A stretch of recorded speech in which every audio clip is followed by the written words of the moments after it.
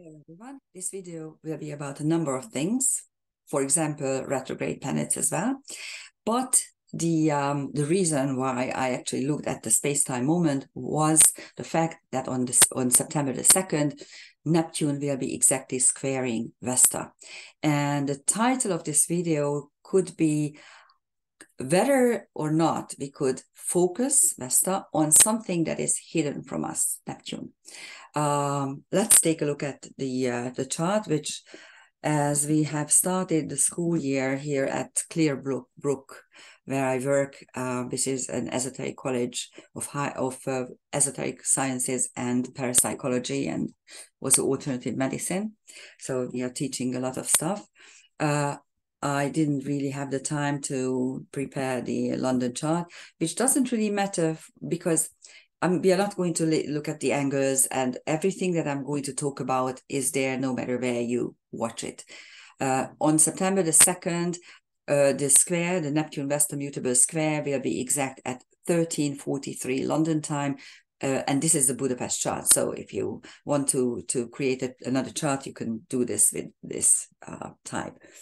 Now, what is immediately obvious is the fact that Ceres is almost exactly conjunct the South Node. It will be conjunct by the 5th of September, I believe. I'm not going to make another video on this.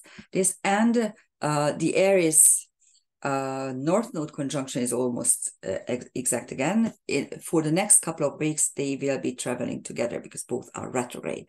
And the Pluto Aries square, which was a couple of the previous years' main astrological features. So karmic astrological feature, of course, in the year 2020, 21, 22, this was a brutal square.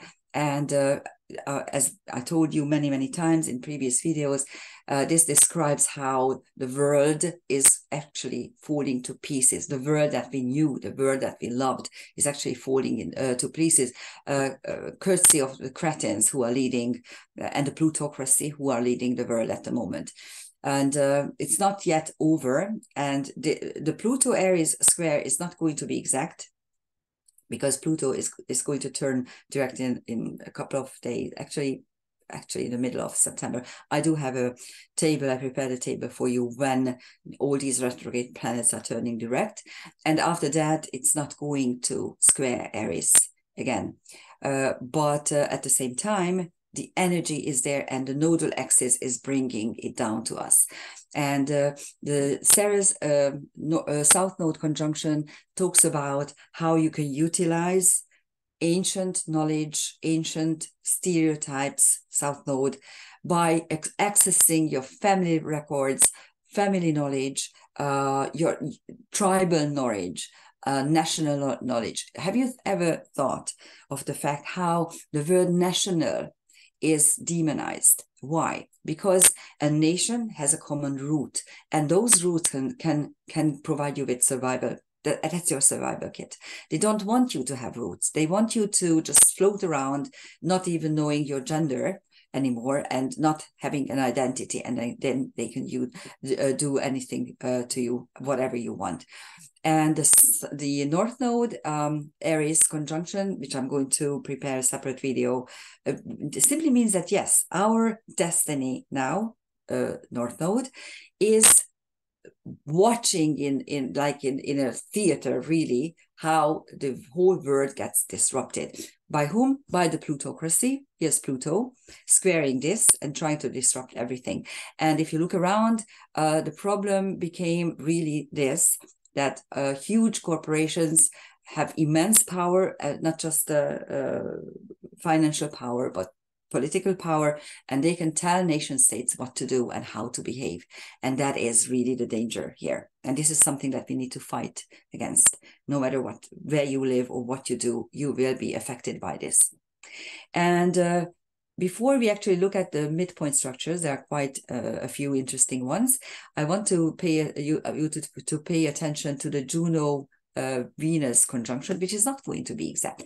I thought it was going to be exact because Venus is much faster moving than Juno, and eventually going backwards, they should become conjunct. But no, they are not going to be conjunct because Venus is turning back, and then it will separate.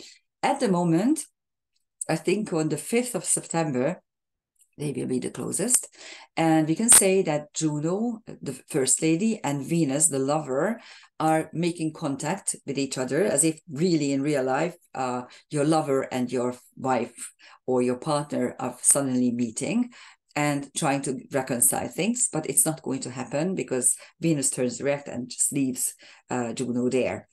And the Vesta Astraea conjunction is something that will be there until November, focus on karma breaking. And of course, we could translate the Vesta Astraea square with a question. Could we uncover, could we focus Vesta on something that is hidden, Neptune? That is the question of the space-time moment. And some of the midpoint structures can give us some answers. The first midpoint structure is dark moon Lilith is defined by Mars and asteroid Lilith. Asteroid Lilith is about revolt against injustice, and Mars in Libra is diplomacy, is the fact that you can't fight with weapons, you need to fight with diplomacy. This is exactly what you see in the outside world, as if the powers that be suddenly realize that this war is going nowhere, and maybe we should sit down to the table and talk about it. But it also means that dark moon Lilith is about the curse, accepting the curse, and how you can accept the curse by revolt against injustice with diplomacy. And here in Virgo, you have 4 celestial objects, and one of the midpoint structures is Mercury defined by retrograde Mercury defined by the Sun and Pallas Athena. The Sun is always an illuminator. It's always filling everything with energy and consciousness. Pallas Athena is wisdom. So this retrograde Mercury, which is about going inside and trying to uncover stuff, how you think, what your knowledge is, what do you know? How do you know it? Is it proper? Is it enough? How can I renew it? How can I rejuvenate it? And here is the answer: by illuminating wisdom. And another midpoint structure here is Trans-Pluto is defined by Black Moon Lilith and the Sun. Black Moon Lilith is stamina and endurance and consciousness and being conscientious. And the Sun again is illuminating. What? Trans-Pluto, dimension jump, and channeling. And if you take a look at and really count the degrees, we could say that the Sun is almost at the midpoint of Mercury and Trans-Pluto, but it's not yet. Within 2 days, it will be. And then you will have a third midpoint structure. And interestingly enough, Mercury is about regular communication. Trans-Pluto is about channeling. So in 2 days, by the time the 4th, 5th of September, we might really pay attention whether this Vesta Neptune square is really uncovering something important. So that's the space-time moment. And here are all the retrograde planets and celestial objects, really. And there's a number of them. And I leave here the table so you can actually jot down the dates. These dates are the stationary dates, and the next day these turn direct, and Jupiter will turn retrograde on September the 6th. So interestingly enough, Venus is retrograde until September 4th, and it turns direct on the 5th, and Jupiter turns retrograde on the next day. So September the 5th will be interesting because 2 planets will be stationary. The 2 luck planets will be stationary. It's quite good. If you have those degrees prominent in your chart, play the lottery or do something where you need luck, because you might focus on luck. And of course, the nodes are retrograde by nature, so we are not going to focus on that. And Aries and Sedna are also most of the time retrograde. But just to give you an overview of how retrograde planets work. They work inwardly. They uncover things that are inside you. Mercury retrograde gives you hints on how to communicate, how to, I know what they usually say about Mercury retrograde, how it is horrible and how you can't actually communicate properly. It's because you are listening inward. You are listening to your own thoughts. Venus retrograde, which is very rare, kind of hinders your spending spree, which is not bad, and also gives you hints about how or why you are not happy. So what makes you unhappy? Saturn retrograde gives you clues about why things are difficult for you. How are your own limits working? What is hindering you from becoming successful? What are your own faults? Chiron retrograde, again, there's this celestial object which is very, very often retrograde, especially in Aries, gives you hints about really difficult wounds that are not healing properly. We always think that, okay, I work on my wounds so many times, and I know that I hope I've come to grips with it, and then it turns out no, it hasn't healed. They are still there. Some of them are non-healing wounds. That's the problem. And Chiron retrograde, which is very, very frequent, gives you this flavor of, okay, this will never heal.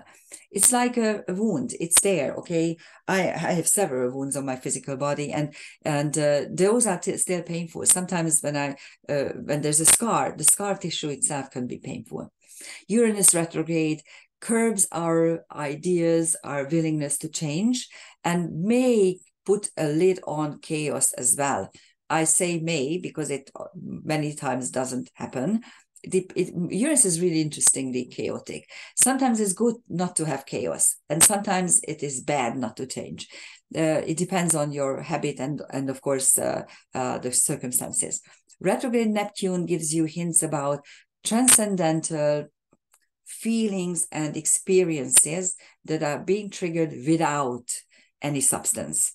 And retrograde Pluto may help us come to grips of our power struggles, and in the world at large, it may give some kind of pause to plutocratic behavior patterns.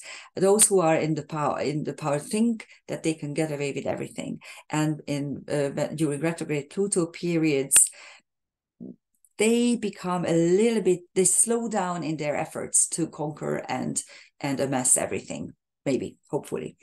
And of course, Jupiter, when it turns retrograde, it gives you less power to act in an excessive way. There's a complex planetary picture at 26, 27 degrees of the signs, a little bit over 25, let's put it this way. And I'm not going to talk about the cardinal T-square because, yes, it is separating, and especially it will be separating the moment that Pluto is turning direct. And as you could see from the table before, it is in October, not September, October, middle of October. So it is again slowing down pretty much. And at the moment, the square is there, but it is separating. It's soon separating. Okay, but there is a tense trapeze involving the nodal axis, out of the nodal axis, sorry, only the south node and Ceres, Pluto, Neptune, and Vesta, Astraea. Now, as you know, trapezes are instruments of stepping on them and giving a talk, having a say in the matter, trying to show the world what you know, playing a role in events or in circumstances. And this particular tense trapeze is interesting because it has a trine as its base. So the basic idea is a blessing. The two squares, one of them is cardinal, the other one is mutable, show that stepping on the stage is difficult. It requires to initiate things, cardinal square, or it requires changes, Neptune Vesta square, the focus on things that are hidden. And the top of the trapeze, the stage, is a sextile. And this sextile is prominent in almost everyone's chart who was born in the last century, simply because Neptune and Pluto were in sextile for almost 100 years. And now they are again applying, this sextile is applying. So it will be there for quite a while, depending on how much, what degree of Ob you give to sextiles. I only give 2-3 degrees, and as you know, configurations have only 2 degrees of Ob, and if it's a non-radiating object, they're like the nodes or the angles, I give it only 1.5 degrees. This is how we work in karmic astrology. Now, the Neptune-Pluto sextile is describing the potential sextile to do transcendental and mystical things, Neptune, and also artistic things by complete transformation, Pluto. And that's the top of the stage. And there's also a classic trapeze. A classic trapeze is always, the base is always an opposition, an exact opposition. I forgot to tell you that in this tense trapeze, the inside is two quincunxes, so the inner energy is 2 karmic aspects, which makes it even tenser. The classic trapeze, on the other hand, has 2 trines in the inside, blessings, and the rest of so the sides and the top are made of sextiles, potentials. So this is much easier to utilize. Yes, there's tension as the base. I want something. And then if I utilize the circumstances, sextiles, I can step on the top, which is then my stage, and I can actually say what I need to. And here, this stage is made up by Vesta, Astraea, focus on karma breaking, how Black Moon Lilith, by really putting energy and effort into it, stamina, conscientiousness, doing your work, being there, and that's how you succeed. And there are a number of fingers of fate. I only enumerated here one, which is the apex is Black Moon and Neptune Pluto. It gives you the sextile. There's another one, the apex is Neptune, and Black Moon Lilith and South Node Ceres are the sextile. And then there's a third one, Pluto is at the apex, and Black Moon Lilith and Astraea Vesta provide the sextile. And it doesn't really matter, because if you take a look at the 2 trapezes, you will see how the energy is swirling around. But with the fingers of fate, what is important to understand is that the one at the apex, where the 2 quincunxes meet, that is the planet that gets the energy and the tension, and the sextile provides the outlet, how to resolve the tension.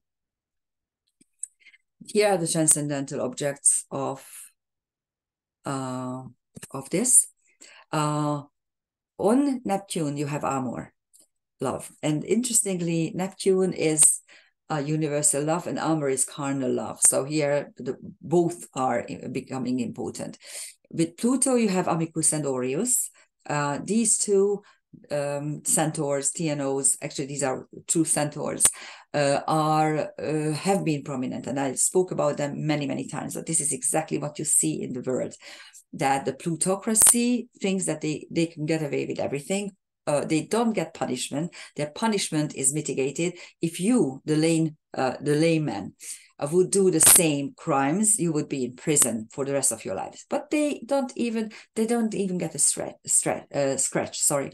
And Amicus is another centaur who is brutally focusing on winning a battle, winning a fight, and doesn't care what he is using. And this is exactly what you see in the United States. It is terrible to see how Democrats are utilizing legal weapons to prevent the opponent to succeed. It is really, this is something that only communists did in the past. So this is another sign that your Democrats, my dear American people, are really turning into communists. On the North Node Aries, you have Heracles, a hero. On the South Node, you have and Ceres conjunction, you have Demeter, Tyr, and Osiris. Tyr is Thor, the same energy, so it's the warlord. Demeter is the same as Ceres. It's the Greek counterpart of the goddess of agriculture. Osiris is the god of underworld for the Egyptians, and Spica and Arcturus are two very bright stars, very beautiful stars that you can utilize in several ways. Spica, for instance, I never know it's Spica or Spica. If you know, please write to me in the comment how to pronounce it. I heard it both ways. We say Spica here in Hungary. Anyhow, it provides you, it's the potential to act brilliantly, and it gives you an energy swirl if you are too tired, but you have Libra 23, 24 degrees prominent in your chart. Just close your eyes, access the energy of Spica, and it will rain down to you really like taking a shower. And then on Vesta, you still have Alheka and Alnitak. On Vesta Astraea, I showed you this. Alheka is interesting. I don't think I told you this the last time. It's so many things that I need to tell, and sometimes it's getting too long. And someone asked me or told me that my videos are way too long. I'm trying to amass things here. I apologize, but what can I do? Anyhow, the whole constellation Corvus, the raven, is about magic, various types of magic, and I'm sure that you know that white magic and black magic are only different in their outcome and their intent. White magic is always very, very powerful if your intentions are good. But if you want to do harm, that's black magic right there. And Alheka, the name Alheka is interesting because the Egyptians said that the human soul has 7 different portions. And Alheka was the soul particle that was responsible for magic. So that's Alheka. And of course, Alnitak is on one of the bad stars, representing divine order and balance. On Black Moon, you have Rhea and Sila Nunam. Again, this is something we enumerated many times. Sila Nunam is about the sky and the earth, how the sky and the earth can work together in magical ways. And Rhea, of course, is one of the mother goddesses. And again, I just want you to remember that we don't work with fixed stars in any other form than conjunctions and parallels. And the reason is because fixed stars are not part of the solar system and thus not part of the human experience. And it's simply sextiles and oppositions and squares cannot form. The conjunction can only form in case you have a zodiacal constellation. For instance, Regulus will be every year, once a year, will be conjunct the sun, because even in declinations, the sun crosses over Regulus. So yeah, with Regulus, you can say conjunction. But with Polaris, for instance, it will never be conjunct with anything in your chart, because Polaris is up there. It's the north pole star. You don't have a planet up there. It's impossible. So that's why Bernard Brady, way back in 2006, suggested that we should use aligned instead of conjunct. So that's why even if a star is at the zodiacal degree, always check the declination, always look in a planetarium program to see where it physically is and whether or not it can be conjunct anything. Here you have Alheka and Alnitak on the celestial equator, and Alheka is up there. Alnilam and Alnitak are on the equator, but Alheka is way up there, around 21 declination, northern declination. So, and then Spica and Arcturus, you can see that they are at very different celestial areas, and they're still almost at the very same astrological degree. But again, Arcturus is way up there north, around 20 degrees declination, and Spica is at maybe 11, something like that, to the south. And yes, so even if they are at the same degree, they may not be at the same region in the sky, and that is why what you need to take into consideration when you look at stars and when you start working at stars. Again, they are not part of the human experience. They are out there in the universe, so they are universal experiences.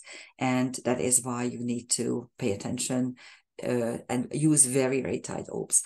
I use only 1 degree for